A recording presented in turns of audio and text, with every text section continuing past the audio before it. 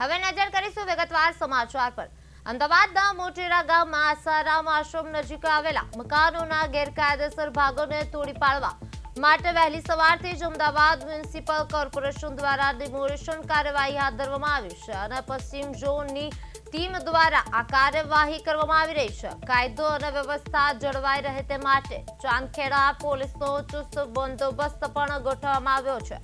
कुल 17 मकानों गैरकायदेसर बांधकाम ने तोड़वानी कामगीरी करवामां आवी रही छे। एमसी द्वारा अगाऊ पण असरग्रस्त રહેવાસીઓને વૈકલ્પિક વ્યવસ્થા તેમજ ભાડાની સહાય અંગે જાણ કરવામાં આવી હતી।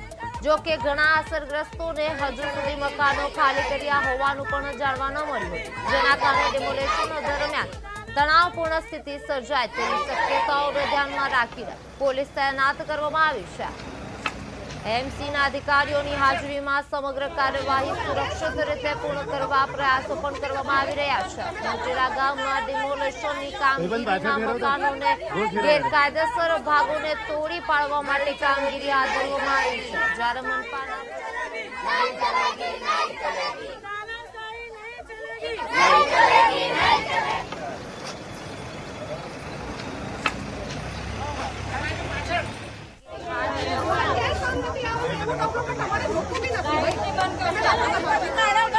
आप જોઈ શકો છો સ્ક્રીન માધ્યમ વડે કે લોકો કેટલી માંગ કરી રહ્યા છે। સ્થાનિકો દ્વારા ડિમોલેશનની વિરોધ કરી રહ્યા છે, જ્યારે મકાન ખાલી કરવાની સૂચના મળતા સ્થાનિકો વિફર્યા છે।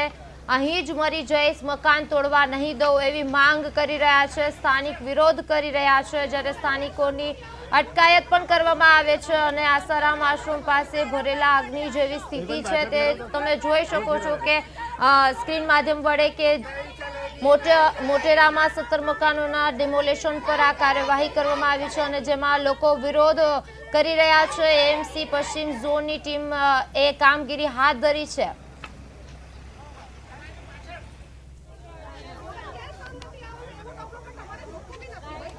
તો હવે આજ મુદ્દે વધુ વાત કરવા અમારા સંવાદદાતા મૈત્રી વ્યાસ ફોન લાઈનમાં જોડાઈ ગયા છે। જી મૈત્રી, હાલમાં મોટેરા ખાતે ડિમોલેશનની કાર્યવાહી કયા તબક્કે પહોંચી છે? આશ્રમ પાસે જે મકાનો આવેલા છે તે ગેરકાયદે મકાનો જે બાંધકામ કરેલા હતા અને ડિમોલિશનની કામગીરી અમદાવાદ મ્યુનિસિપલ કોર્પોરેશનના પશ્ચિમ ઝોનના એસ્ટેટ વિભાગ દ્વારા કરવામાં આવી રહી છે।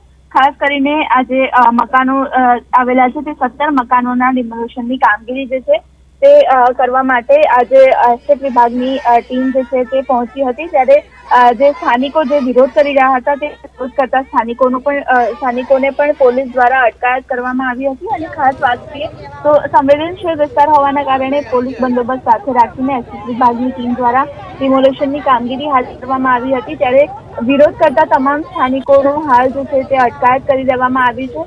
ડિમોલેશનની કામગીરી માટે જેસીબી પણ મંગાવવામાં આવ્યા હતા અને હાલ જે છે તે ડિમોલિશનની કામગીરી કરવામાં આવી રહી છે। જે ગેરકાયદે બાંધકામ કરવામાં આવ્યા હતા 17 જેટલા જે મકાનો હતા તે તમામ મકાનો જે છે તેને અત્યારે જે દબાણો જે છે તે દૂર કરવાની કામગીરી એસ્ટેટ વિભાગ દ્વારા હાલ કરવામાં આવી રહી છે। જી મૈત્રી, અસરગ્રસ્ત પરિવારો માટે એમસી દ્વારા વૈકલ્પિક રહેણાંક અથવા ભાડા સહાય અંગે શું વ્યવસ્થા કરવામાં આવી છે? જી બિલકુલ, વાત કરીએ તો કોર્પોરેશન દ્વારા જે લોકો જે દબાણો કરેલા હતા તે દૂર કરવાની જે કામગીરી કરવામાં આવી રહી છે તે લોકોને રહેવા માટે જે છે તે વ્યવસ્થા કરવામાં આવી છે। જે આવાસના જે મકાનો છે ત્યાં આ લોકોને ભાડે મકાન આપવામાં આવી રહ્યા છે અને તે રીતે વૈકલ્પિક વ્યવસ્થા કરવામાં આવી રહી છે। પણ જે સ્થાનિકો છે તેમના દ્વારા વિરોધ કરવામાં આવી રહ્યો હતો અને લોકો દ્વારા જે વિરોધ કરતા જે સ્થાનિકો જે છે તેમને હાલ જે છે પોલીસે અટકાયત કરી છે। જી મૈત્રી, એમસીના અધિકારીઓએ કાર્યવાહી પૂર્ણ થવા કોઈ માહિતી આપી છે? જી અત્યારે હાલ જે છે તે કામગીરી જે છે તે ચાલુ છે અને જે દબાણો છે તેને દૂર કરવામાં આવી રહ્યા છે। અગાઉ પણ કોર્પોરેશનના અધિકારીઓ દ્વારા આજે લોકો છે તેમને નોટિસો ફટકારવામાં આવી હતી, જ્યારે લોકો દ્વારા જે છે તે નોટિસની સામે કોર્ટમાં જે છે તે કેસ પણ કરવામાં આવ્યો હતો, પણ જે સ્થાનિકો છે જે છે તે કેસ હારી ગયા હતા અને જે બાદ ફરીથી જે સ્થાનિકો જે છે તેમને કોર્પોરેશનના એસ્ટેટ વિભાગ દ્વારા નોટિસ આપવામાં આવી હતી દબાણો દૂર કરવા માટે અને મકાન ખાલી કરવા માટેની નોટિસ આપવામાં આવી હતી અને હાલ જે છે તે જે લોકો છે તેમને જે અટકાયત કરવામાં આવી છે અને વૈકલ્પિક વ્યવસ્થા કરીને તેમને બીજે મકાન ભાડે પણ આપવામાં આવી રહ્યા છે. જો કે અધિકારીઓ દ્વારા આગામી કોઈ જે છે તે હજુ સુધી કોઈ સૂચના આપવામાં આવી નથી. જી મૈત્રી, વૈકલ્પિક વ્યવસ્થા કરવા છતાં કેમ આગળની કાર્યવાહી કરવામાં આવી છે? જી, જે સ્થાનિકો જે છે તેમને અગાઉ જે છે તે નોટિસ આપવામાં આવી હતી, પણ મકાનો ખાલી ન કરાતા અને સ્થાનિકો દ્વારા જે છે ત્યાં નોટિસનો વિરોધ કરવામાં આવતા હાલ આ દબાણો જે છે તે કોર્પોરેશન દ્વારા દૂર કરવામાં આવી રહ્યા છે.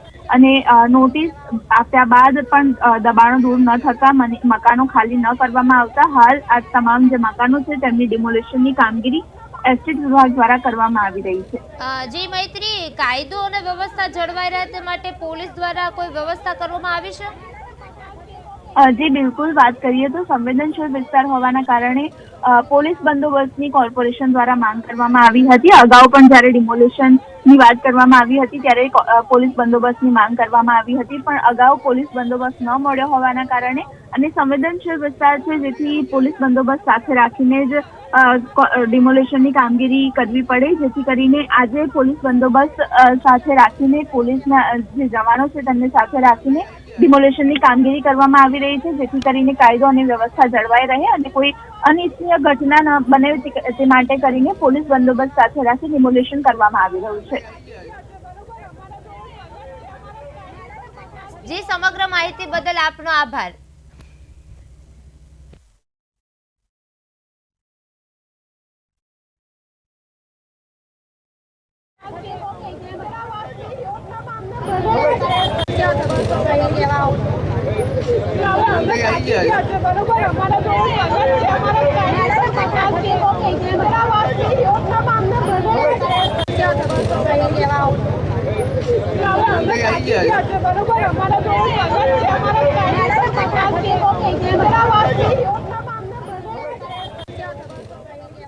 કે જે એએમસીના નામે હાલ છે ગેરકાયદેસર બાંધકામ છે, એ બાંધકામને દૂર કરવા માટે એએમસી દ્વારા બંદોબસ્ત માંગવામાં આવ્યો હતો, જેમાં કોઈ અનિચ્છનીય બનાવ ના બને અને તમામ બંદોબસ્ત શાંતિપૂર્ણ રીતે પૂરો થાય એના માટે પોલીસ દ્વારા કુલ 150 જેટલા પોલીસ અધિકારી કર્મચારીઓની કુલ ફાળવણી કરવામાં આવી છે. ઇન્દિરા આવાસ યોજના હેઠળ ખેત મજૂરો જે હતા એ બધાને આ પ્લોટ 50 કાયદેસરના પ્લોટ ફાળવવામાં આવ્યા હતા, બરોબર છે.